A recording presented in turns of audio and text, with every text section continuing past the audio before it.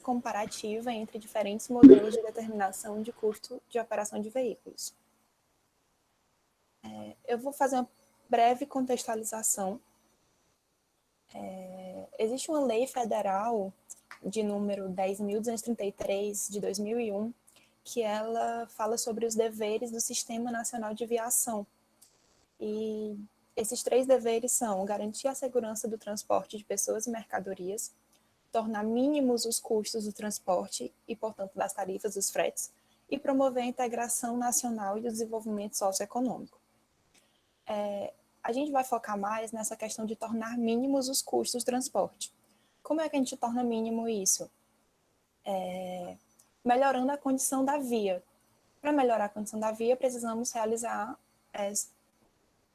manutenção e reabilitação nessas, né? Para a construção e manutenção de uma via, são observados principalmente o nível de transitabilidade, a velocidade de tráfego, a segurança e o conforto da via.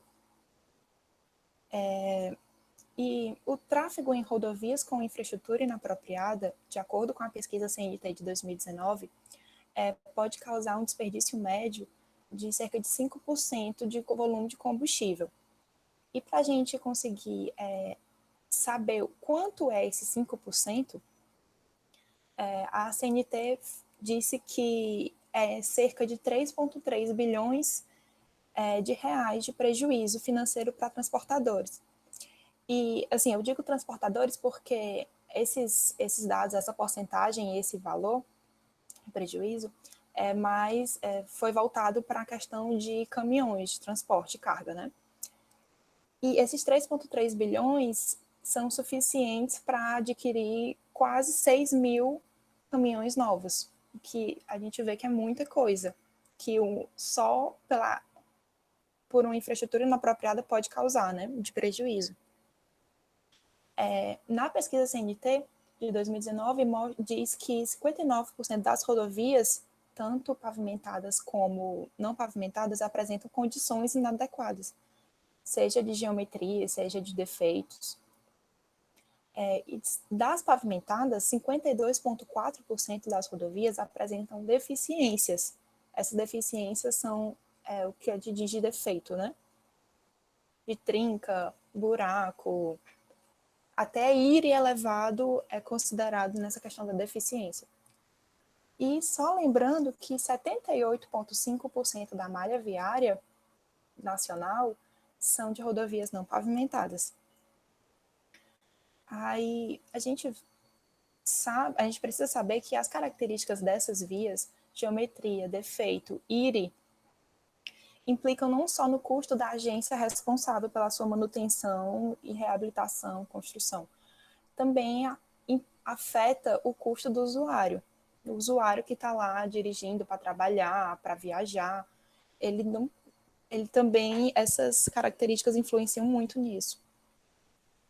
E o problema da pesquisa é qual o melhor modo para se quantificar o custo operacional do veículo. Esse custo operacional que está diretamente ligado ao custo do usuário. E como justificativa desse trabalho, a gente pensa em complementar o conhecimento sobre esse custo operacional do veículo, realizando ensaios de campo e auxiliar na quantificação desse custo e na validação dos modelos de cálculo internacionais para casos nacionais, que é o que a gente vai fazer. Com a quantificação de valores do custo, a gente vai conseguir realizar um procedimento de gerência de pavimento levando em consideração o usuário, que no caso, de acordo com até o manual do DENIT, com premissas para a construção de estradas, eles não levam em consideração o usuário, eles levam só esses itens que eu já citei anteriormente, que é velocidade, transitabilidade, segurança. A gente tem como questão de pesquisa qual é a diferença metodológica dos modelos de VOC. O VOC é o custo operacional do veículo, sendo que é uma sigla em inglês, né? Qual a melhor forma de calibrar os modelos de VOC? Como obter os dados de parâmetros instantâneos do veículo? E qual modelo de VOC mais se adequa na realidade das rodovias nacionais? e tem como objetivo calibrar os modelos de VOC e determinar qual mais se adequa nos trechos de rodovia estudados. Os específicos: comparar o cálculo e os valores default dos diferentes modelos de VOC. Esses valores default são valores tabelados, valores já pré-existentes em cada modelo. Calibrar os modelos de acordo com a realidade da via e os parâmetros do veículo. Determinar os valores instantâneos de parâmetro do veículo com o uso do OBD, On-Board Diagnosis, e determinar, comparando os resultados, qual modelo de VOC mais se aproxima da realidade, né, do nosso estudo de caso. Na nossa revisão bibliográfica, eu vou voltar um pouquinho. O custo do usuário, como eu falei anteriormente, ele é uma porção do custo do total de transporte. E esse custo do usuário, ele é composto por vários custos. O custo de operação do veículo, que é o que eu vou trabalhar, o atraso no tempo, o custo de atraso no tempo de viagem, o custo de segurança viária, o custo de conforto e os impactos ambientais causados. O custo operacional do veículo é um custo associado à posse, operação e manutenção do veículo.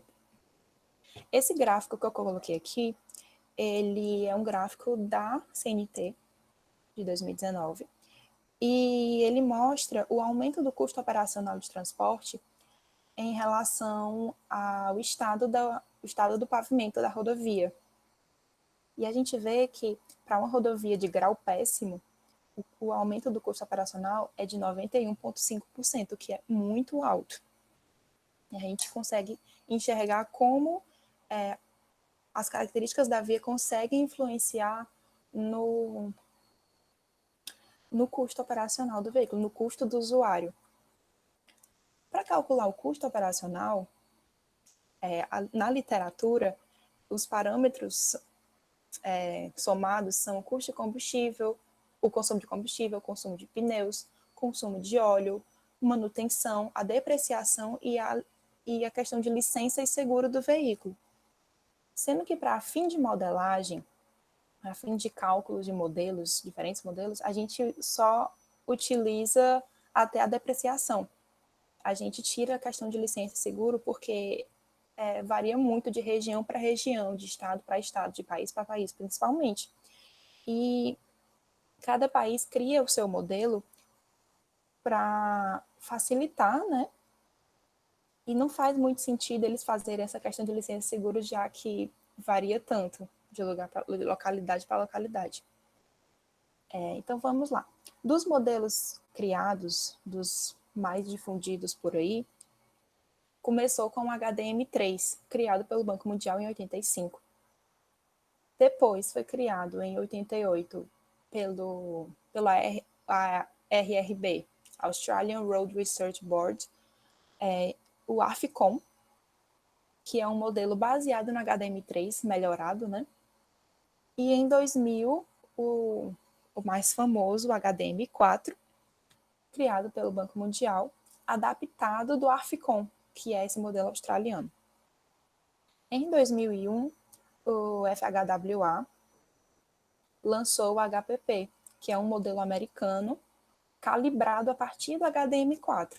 Eles fizeram algumas melhorias, mas realmente foi uma calibração. E em 2015, o RRB criou um novo modelo de VOC, que não tem nome, é só um novo modelo, totalmente diferente desses outros, bem mais simples, e é o mais recente. Então, aqui é só um resumo de cada modelo. Esse AFCOM, que é o antigo modelo australiano, ele é apenas de consumo de combustível, ele não leva em consideração outros consumo de pneu, óleo, e ele leva, em comparação ao HDM3, em consideração a presença de neve e água do cálculo do consumo de combustível, vento e temperatura, que influenciam bastante. Porém, esse modelo ele leva a algumas previsões inconsistentes em questão ao consumo de combustível. Então, quando o HDM4 foi adaptar o AFCOM para ele, né, ele fez essas melhorias incluiu o cálculo de emissões de gases, sendo que o HDM4, como todo modelo, teve uma limitação por ele ser muito complexo, ele precisa ser calibrado corretamente. Então, ele precisa de sensores para leitura, porque senão ele leva também a algumas previsões inconsistentes, algumas até muito superiores do real. E o modelo americano, o HPP, ele fez essas melhorias, ele aceita modelos mais atuais, novas tecnologias de medida de novas tecnologias de motor, de combustível,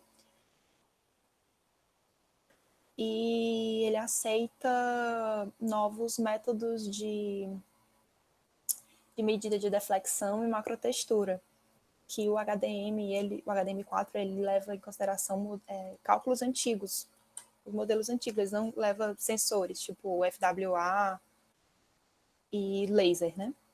E o modelo ARRB, o novo de 2015, ele é um modelo bem simples, ele é apenas uma equação, sendo que ele é muito tabelado. Esse modelo australiano, ele leva em consideração muitas tabelas. Eles fizeram um estudo grande, pegaram vários dados, né? E desses dados, eles criaram fatores de multiplicação para o consumo de combustível. Então, para a gente calcular, a gente precisa realmente só dar entrada na velocidade de tráfego. O resto, ele é meio tabelado. Da minha revisão bibliográfica, eu peguei esses 4 trabalhos que são, acho que um dos que mais impactam no meu, né? Esse de 2012, ele trabalhou a rugosidade em cima dos parâmetros do VOC, do custo operacional. E ele comparou também com vendo esse impacto do IRI, ele fez uma análise do custo para 35 anos. Quanto de prejuízo o usuário iria ter com o aumento do IRI e a agência iria ter, realizando a manutenção. E nisso eles viram que 96,4% o usuário teria de prejuízo em cima do aumento do IRI, enquanto a agência teria só um prejuízo de 3,6% a mais. Esse outro trabalho de 2012, ele trabalhou metodologias de estimação de consumo de combustível instantâneo. Eles trabalharam 3 metodologias diferentes e uma delas foi o uso do OBD, que é o que eu vou usar no trabalho. Em 2014, foi feito esse trabalho de também vendo as condições da superfície do pavimento em cima do consumo de combustível, em cima do custo operacional. Eles utilizaram o gradiente, IRI e a macrotextura. E nessa análise, eles perceberam que a macrotextura é um dos itens que menos impacta no custo operacional. O que realmente mais impacta é o IRI, que a gente já tinha visto nesse trabalho de 2012. E o gradiente interfere também bastante, vem assim, em segundo lugar. A macrotextura vai interferir mais nos casos de caminhões muito pesados em alta velocidade. E em 2019, o HDM4 foi calibrado para um estudo de caso no Reino Unido. E eles observaram que, com a dificuldade de calibrar o HDM4, eles viram que você precisa de desses dados instantâneos, que não conseguem. Eles usaram muitos dados default, que são esses dados tabelados, e viram que não existe uma inconsistência nisso. e falam também para a gente usar novas tecnologias, além do OBD, né? Então, é só um incentivo para não usar essas tecnologias antigas de medição, né? Então, a metodologia do trabalho vai ser avaliado o custo operacional total, né?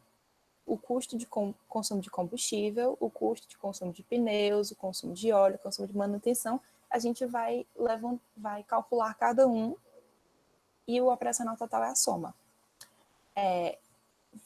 Essas medidas para esse cálculo vão ser feitas na rodovia estadual CE 085, ali na Caucaia, e a gente vai pegar trechos diferentes, de características diferentes, geometria, IRI, e antes a gente já conseguiu coletar alguns dados, gradiente, o IRI vai ser coletado com o Smart IRI, precisa ser coletado macrotextura ainda, e algumas condições gerais, questão de defeito, algumas questões de curvatura na parte onde tiver ondulação, que a gente precisa de dados de raio de curvatura. E a gente vai utilizar 5 automóveis diferentes. Por que 5, né? No trabalho que eu falei antes, o de 2014, que eles avaliaram questão de macrotextura, gradiente e IRI, eles utilizaram 5 veículos e no trabalho, eles concluem assim que essa quantidade foi o suficiente mesmo para dar um valor consistente, um valor real, do que se utilizar só um. E assim também a gente consegue avaliar a questão de tecnologia, né? A gente vai pegar alguns veículos mais antigos, alguns veículos mais novos, e a gente consegue avaliar a diferença de custo operacional de cada veículo, de cada marca diferente, e pela idade do veículo, né? Que isso também interfere muito na questão do custo. E a coleta de características de cada veículo. Essas características sendo peso, o volume de combustível que cada veículo suporta, área frontal, quantidade de passageiros dentro do veículo. E para dados associados a motor do veículo e comportamento instantâneo, a gente vai utilizar o OBD, como eu falei anteriormente. E o OBD vai servir também principalmente para a gente conseguir comparar todos os modelos que vão ser estudados, o modelo australiano, o americano e o HDM do Banco Mundial. A gente vai conseguir comparar esses 3 modelos com o valor real que a gente conseguir medir no OBD, assim, para saber qual que se aproxima melhor. E para alguns parâmetros que a gente não conseguir obter pelo OBD ou medir em campo, a gente vai utilizar os valores default dos modelos, né? Aqui é só uma tabela dos veículos que vão ser utilizados. São de características diferentes. E, assim, os resultados esperados. Realmente resultados esperados, porque a gente só vai conseguir medir agora em novembro, realizar as medições. E, olhando a literatura, esse paper de 2012, ele fez uma análise por cima do AFCON, o HDM4 e o HPP. E ele mostra que o modelo americano consegue calcular alguns valores de custo mais próximos dos reais. Porque o AFCON ele tem aquela inconsistência no cálculo do consumo de combustível. E o HDM ele é um pouco atrasado na questão da tecnologia. Ele não aceita métodos mais atuais, como o FWD e dispositivos a laser para determinar macrotextura. E, por fim, o cronograma, a revisão bibliográfica a gente segue fazendo aqui. A metodologia, a gente vai levantar os dados agora, a gente já conseguiu alguns, agora em outubro, vamos terminar em novembro. Submissão do relatório de tese foi feito na ANPET, agosto e setembro. Os resultados dessas análises, a gente consegue eu consigo, assim, finalzinho de novembro, comecinho de dezembro. Qualificação prevista para janeiro, submissão de artigo em periódico fevereiro e março, e a defesa prevista para abril. Pronto. Obrigada. Obrigada, Vanessa. Você fez bem um tempinho mesmo, 20 minutos. Fiz uma apresentação tranquila. Parecia que estava conversando mesmo, bem calma. Pessoal, tem alguém conectado que gostaria de fazer algum questionamento? A Vanessa. Coincidentemente, e realmente coincidentemente, esses dois trabalhos que vão ser apresentados hoje, eles têm algumas interfaces. Uhum. Você quer perguntar alguma coisa, Vitor? Não, acho que eu vou deixar para o final. Aí eu acho assim, o nosso trabalho mesmo que se complementa, assim, são dois olhares assim de um mesmo problema, talvez. Tem alguém que queria fazer alguma pergunta, sugerir alguma coisa para a Vanessa? Pode elogiar também, se quiser. Parabéns, Vanessa. Obrigada. Valeu, Thiago. Vanessa... Trabalho foi show. Foi, né? Queria só destacar uma coisa que eu percebi, no teu objetivo geral, na verdade, parece que você tem dois, na hora que você fala calibrar e determinar. Então, eu acho que você tem que dar uma reformulada lá nessa frase, porque o objetivo geral é um único só, é um único, né? Então, você tem que escolher qual dos dois é o seu geral. Eu não sei, eu acho que eu me distraí um pouquinho na hora da tua apresentação. Na hora que você apresentou os carros, os veículos, eles me pareceram muito parecidos. Desculpa a redundância. Você até mencionar, tem características diferentes, mas na tabela que você escolheu, eles me pareceram bem similares. Eu não sei exatamente o que você busca com esses veículos que você escolheu. É porque, assim, professora, deixa eu explicar. Eles parecem... Tem algumas características parecidas, questão de peso e tudo, sendo que algumas para cálculo são diferentes.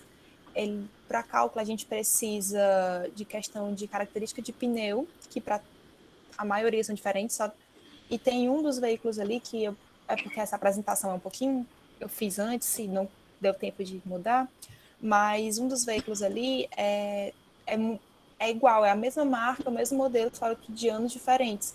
Então, eu troquei. Eu vou utilizar um outro modelo, um 4x4, tá? É um Jeep totalmente diferente. Então, assim, a gente precisa de dados de pneu, área frontal, que é diferente, dados de motor, que é totalmente diferente de um veículo para outro. Então, assim, aparentemente eles se parecem muito, mas de questão de característica eles são bem diferentes. Então, eu te aconselho, se você deseja mostrar essa tabela, que você destaque esses dados que são relevantes, que são diferentes. Porque fica mais clara essa tua preocupação com o estabelecimento da metodologia, entendeu? Sim. E um último comentário, assim, de ordem bem geral mesmo. Quando você trouxe aquela última slide sobre os teus resultados esperados, eu também fiquei confusa. Você trouxe um estudo americano de 2012, é isso? Isso. O que exatamente você quis dizer quando você trouxe aquele estudo para falar do que você espera como resultado do teu estudo? Porque, assim, esse estudo, ele já fez uma comparação, né? Ele fez essa comparação entre 3 modelos. Desses 3 modelos, são dois que eu vou estudar. Pois é. E dessa comparação, ele fez, de acordo com o local que ele fez, as características da via que ele fez, ele conseguiu ver que esse modelo dele, o próprio modelo americano, é o melhor modelo. Comparado ao que mais se aproxima da situação real. Aí é que Porque faz uma se- colocação, Vanessa. Se você traz um estudo, você gosta desse estudo? Você acredita nesse estudo? Acredito. Se esse estudo, ele deu a contribuição, assim, na hora que você falou, me corrija se eu estiver errado, me parece que você pretende refazer o que ele fez. E ele já fez. Isso faz com que quem está te escutando ache que o teu trabalho não tem relevância. Então, eu acho que você tem que mostrar o estudo, né? Claro, é um estudo importante, está na sua revisão bibliográfica, é uma hipótese que talvez você vá a partir dela, mas você tem que deixar claro, para além do que está posto, o que é que você, Vanessa, com o seu trabalho, vai contribuir. Porque na hora que você estava falando, assim, a sensação que veio na minha cabeça foi, poxa, a Vanessa acredita tanto nisso, ela acha que essa foi uma boa contribuição, e então por que fazer o trabalho dela? Né? Entendi. Isso, era só isso que eu queria falar. Não sei se o seu orientador quer fazer algum comentário para a gente partir para o Vitor. Ok. Não, é só uma observação com relação a essa sua colocação última. Na realidade, replicar, vamos dizer, o trabalho de 2012, ele tem parâmetros distintos, como ela abordou ao longo da exposição, que é usar características, às vezes, utilizadas no próprio ambiente de ensaio do trabalho de 2012, ele tem diferença em relação ao nosso ambiente aqui. Isso aí ela depois vai destacar ao longo do trabalho. Mas agradeço as suas considerações, foram bastante pertinentes e muito importantes aí para melhorar o trabalho. Obrigado. Então, obrigada, Vanessa. Desejo sorte, viu? Está super bem encaminhada, está com um trabalho bem redondinho, está falando tranquila, que é um ótimo sinal. Desejo aí que você consiga retornar pós-pandemia, né? Imagino que um trabalho de campo sofre muito nesse momento. Com certeza. E que dê tudo certo para ti, viu? Obrigada, professora. Vamos lá, Vitor?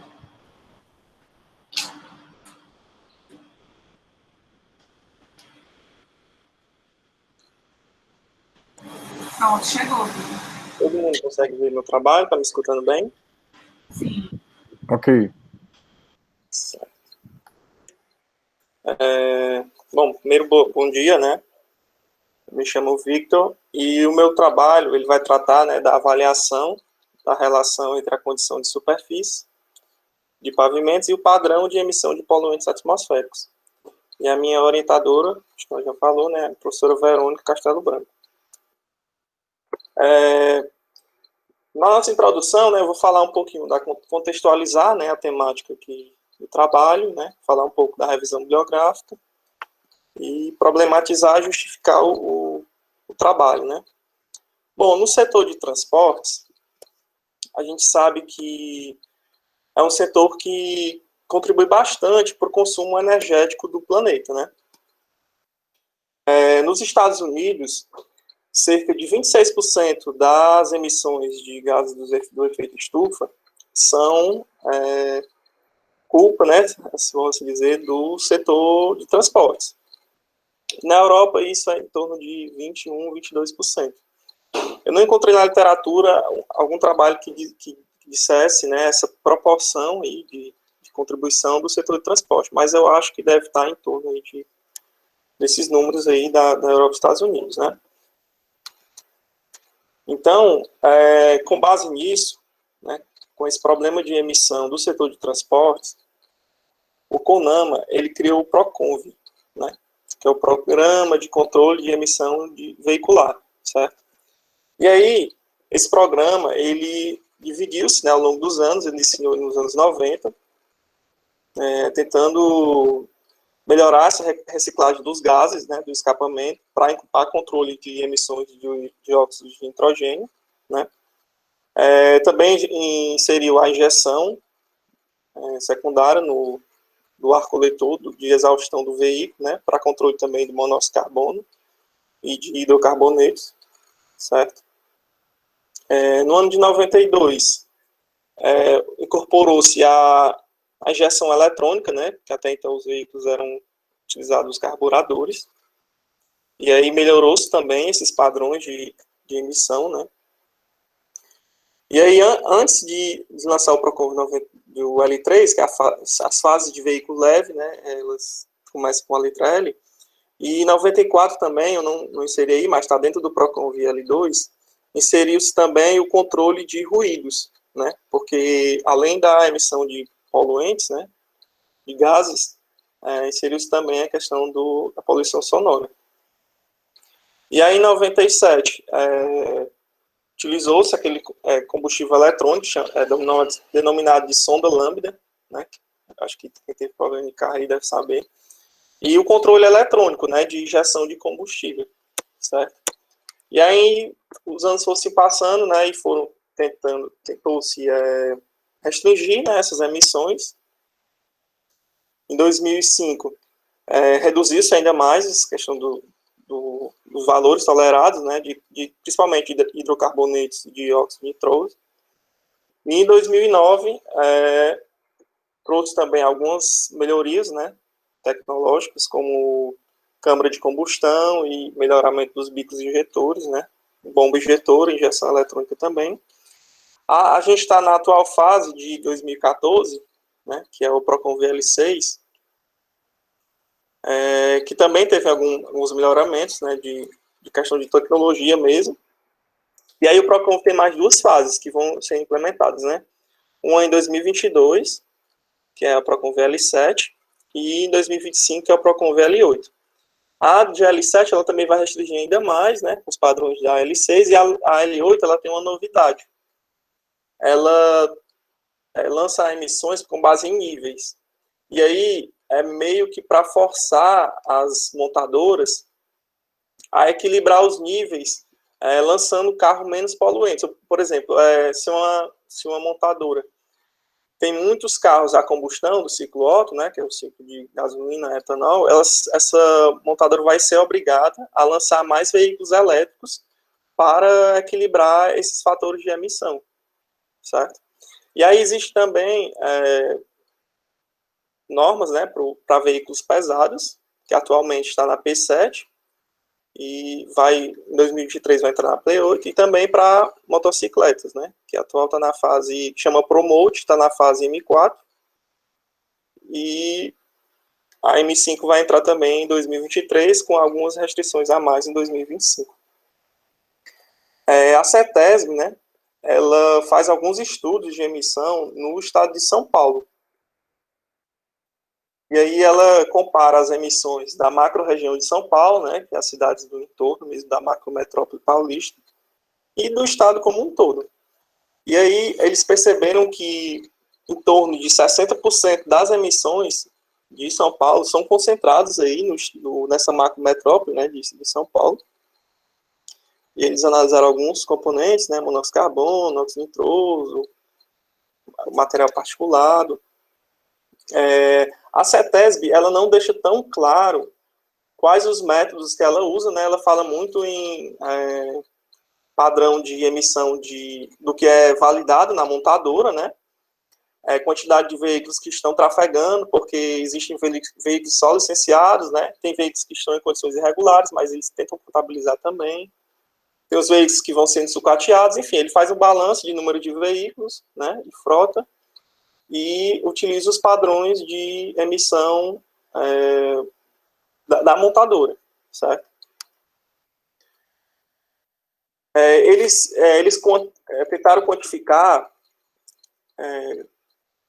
com relação à frota em cada etapa do Proconv que ela está, né? E aí os dados foram até 2018, né? Alguns veículos, né, que entraram em 2014 já com a fase mais nova do Proconv, que é a fase L6, né? Mas existem bastante veículos ainda, a maioria na fase L5, porque nesses anos de 2010 a 2018, né, teve um aumento exponencial no Brasil em si, né, no aumento do número de veículos, teve aquela questão da redução do IPI, né, motivou bastante a venda dos veículos, e aí, consequentemente, conseguiu modernizar a frota. E um dado interessante é com relação à idade do veículo e a fase do Proconv, né, e o quão esses veículos estão poluindo. Aí eu destaco nessa primeira bolinha, deixa eu ver se eu consigo o apontador aqui, existe cerca de 1 milhão de veículos, né, das fases dos 20 anos mais anteriores, né, das fases L3 para trás, né, L3, L1, L2 e o pré-Proconv. E esses veículos, apesar de eles serem só 1 milhão, eles contribuem 36% da emissão de gases, certo? Em contrapartida, ó, os veículos mais novos, né, da fase L6, eles são cerca de 1,6 milhões. Mas eles contribuem apenas 4% dessas emissões, né? Então, a gente consegue perceber que a legislação, né, com essas restrições de emissão, né, ela, mesmo que, claro, tem as limitações do estudo, mas que eles conseguem reduzir, né, essa questão do padrão de emissão, né? Se a gente não tivesse essas leis mais restritivas, né, consequentemente a gente teria mais poluição aí na nossa atmosfera, né, do país. Destacar, né, há um estudo, né, uma tese que ocorreu nos Estados Unidos, que eles faziam a comparação, né, do consumo de combustível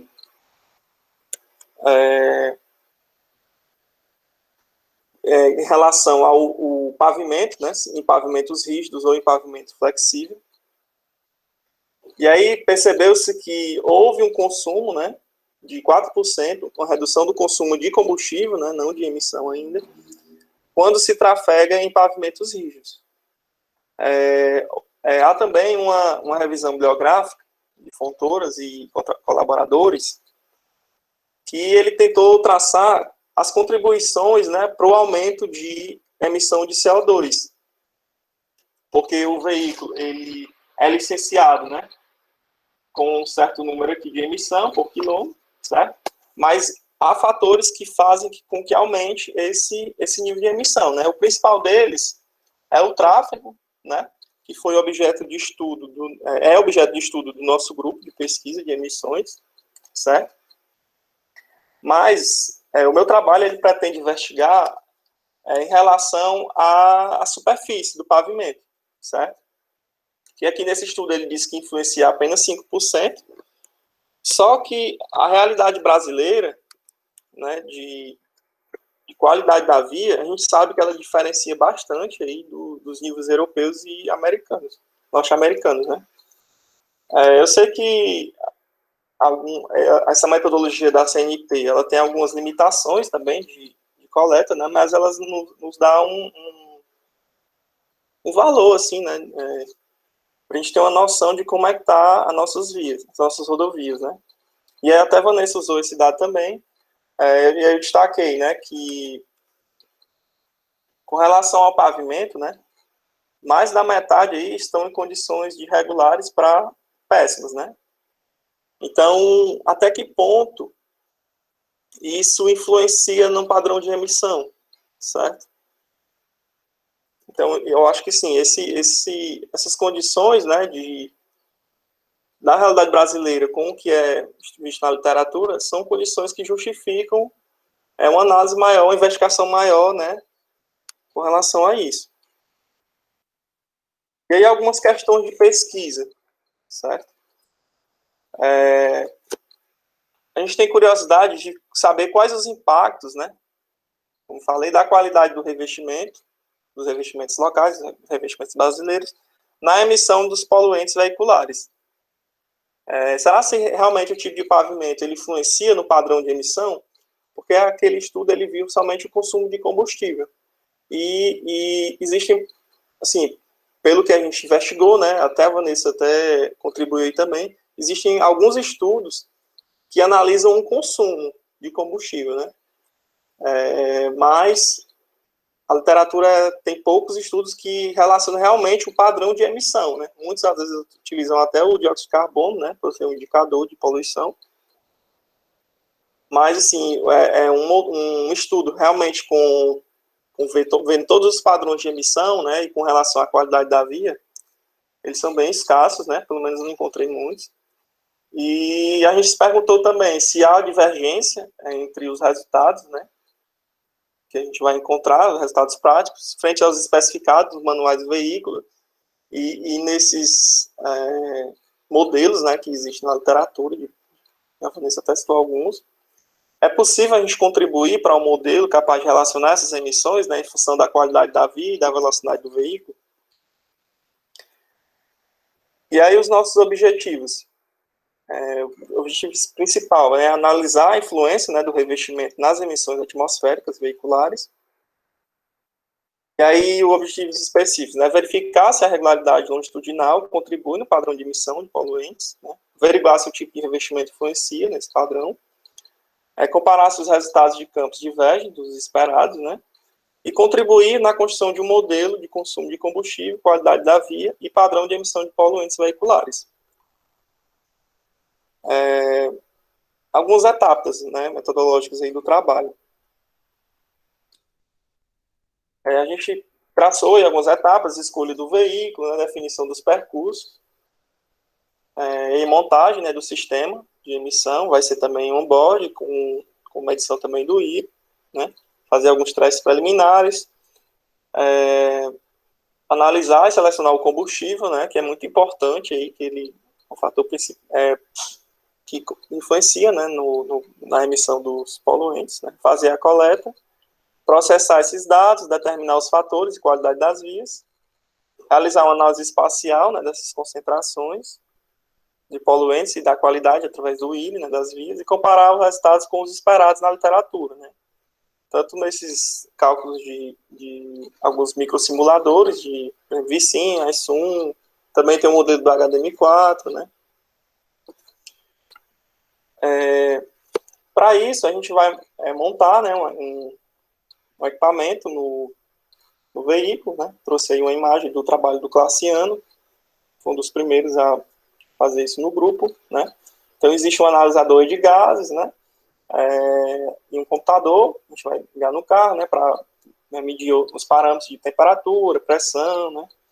E existe um equipamento de leitura do veículo, que é o OBD, né. Ele dá alguns parâmetros do veículo, né, mecânicos e posicionamento já referenciado, né, da temperatura, enfim, aceleração, e aí com isso a gente consegue processar os dados, né, consegue ter o ciclo de condução do veículo e como é que o veículo está se comportando ao longo daquele trajeto. E para fazer a leitura do IRI, a gente vai usar o Smart IRI, né, que foi desenvolvido pelo Lucas Almeida, foi orientando acho, para o professor Ernesto, né, e esse equipamento ele consegue ler, né, a regularidade longitudinal dos pavimentos. Com isso a gente vai conseguir fazer essa leitura aí de qualidade do pavimento. A gente pretende simular algumas velocidades, né, tanto nos pavimentos flexíveis quanto no rígido. A gente também pretende fazer em rodovias, né, tentando tirar a influência aí dos padrões de condução urbano, né, as interseções semaforizadas, a questão do fluxo, certo? E aí, com isso, a gente espera que coletar, né, os parâmetros de emissão e mecânicos do veículo, né, esses são alguns parâmetros aí: velocidade, emissão de CO2, óxido nitroso, temperatura, e ver isso no espaço e no tempo, certo? E com a relação à coleta do IRI, né, vamos restar aí o índice de regularidade longitudinal daquelas vias, né, no espaço. E a gente espera contribuir, né, para analisar se realmente aquela condição de IRI ela vai influenciar nesse padrão aí de emissão. Um pouco do cronograma, né, tirei o que a gente já foi feito para trás, a gente conseguiu já fazer um relatório de tese, né, um artigo de revisão também do que foi feito, né, a gente usou um trabalho de uma monografia anterior do Vitor Midauá, né, foi orientando também a professora Verônica, mas ele analisou em condições urbanas. E aí esse mês de outubro, né, a gente vai fazer a montagem, né, e calibração do equipamento, porque o equipamento estava sendo usado em outra pesquisa, né, de mestrado também. A gente vai realizar as coletas de campo até dezembro, né? Esperamos tratar esses dados aí até janeiro, fevereiro, escrever a qualificação e defender, né? A gente tem até março aí. E submeter o artigo em revista, né? Escrita do documento de dissertação, e a defesa a gente previu aí para junho. E, então é isso, assim, obrigado, né? Agradecer aí o CAP pelo apoio, o PETRAN, né? O GTEMA, o LRI, certo? O GTEMA com o professor Bruno, o Cassiano, o Jefferson, né? Estão ajudando bastante aí, o Leonardo também. E na pessoa do LRI, o professor Ernesto, né? E o Lucas Almeida e o Matheus, que estão ajudando aí nessa coleta do IRI. Então é isso, acho que foi meu tempo aí. Vitor, você fez em 17 minutos, foi ótimo. Um tempo suficiente para você dizer o que você queria dizer. E agora eu queria abrir para a audiência, né?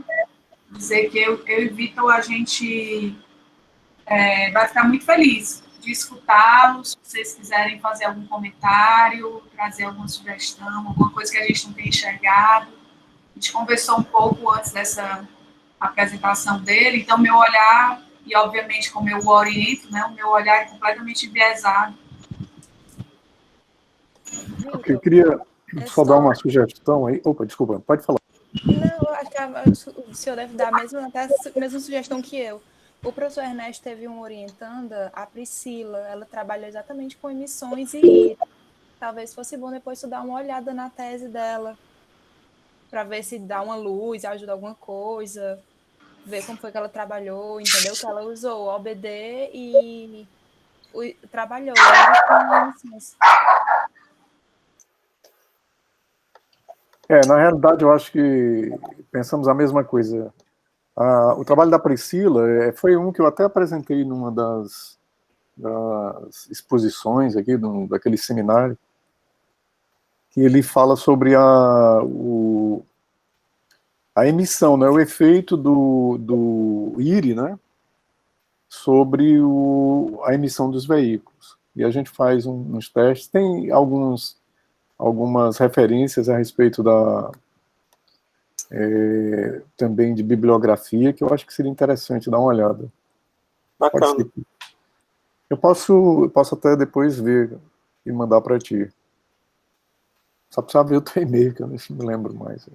Mas se você mandar um WhatsApp aí, eu me lembro. Porque mas eu tenho o professor e passo para ele, viu? Ok, então ótimo, você passa para ele. Acho que talvez seja interessante você ler, porque de qualquer maneira a gente usa também o Smart IRI e faz uma comparação da irregularidade. Tem os modelos, inclusive esses modelos aí, o trabalho da Vanessa, de qualquer maneira, ele avança também nessa área da questão do consumo de veículos. E no caso lá, a gente trabalha só na questão da emissão. É uma tentativa, um primeiro esboço aí de emissão. Na realidade, ela está me orientando, mas o orientador oficial dela é o reitor da universidade lá de Stuttgart, tá? Lá na Alemanha, né, da Universidade de Stuttgart, o Instituto de Rodovias e Transporte lá de Ciência de Transporte lá de Stuttgart. Vanessa, passa então para ti. Obrigado. Mas parabéns aí pelo trabalho.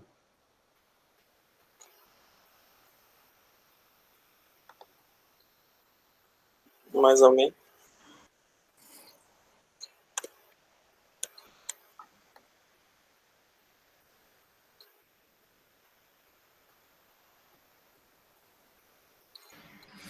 Maia tá latindo aqui, né? Mas é isso. Vitor, acho que você... Vem cá, Maia. Acho que você cresceu muito na apresentação de hoje. Acho que você conseguiu se organizar melhor. Acho que você podia ter trazido um pouco mais da pesquisa do Midala, né? Para mostrar exatamente de onde veio essa nossa vontade. Os desafios que o Midala teve lá com o Total Pave, que é esse aplicativo canadense, um perímetro urbano, né? E acho que a gente também pode contribuir não só com o IRI, mas com os modelos tridimensionais de superfície, lá da pesquisa do Renan. A gente pode ver do ponto de vista mais micro, né? Uhum. E acho que também dá para você aprofundar mais na análise química das emissões, que é onde o Bruno vem trabalhando muito fortemente, né? Uhum. Eu acho que a sua contribuição, junto com a Amanda, né, pode também estar aí, nessa coisa das análises químicas, né, das emissões que você vai coletar. E não só das emissões, né? Depois a gente pode pensar em outros parâmetros, dispersão, né? Porque uma coisa é gerar a emissão, outra coisa é tentar prever o malefício que ela vai causar no ambiente, de forma dinâmica, né? Porque essas coisas são móveis. Mas eu acho que você está bem mais organizado do que estava antes, está bem mais claro.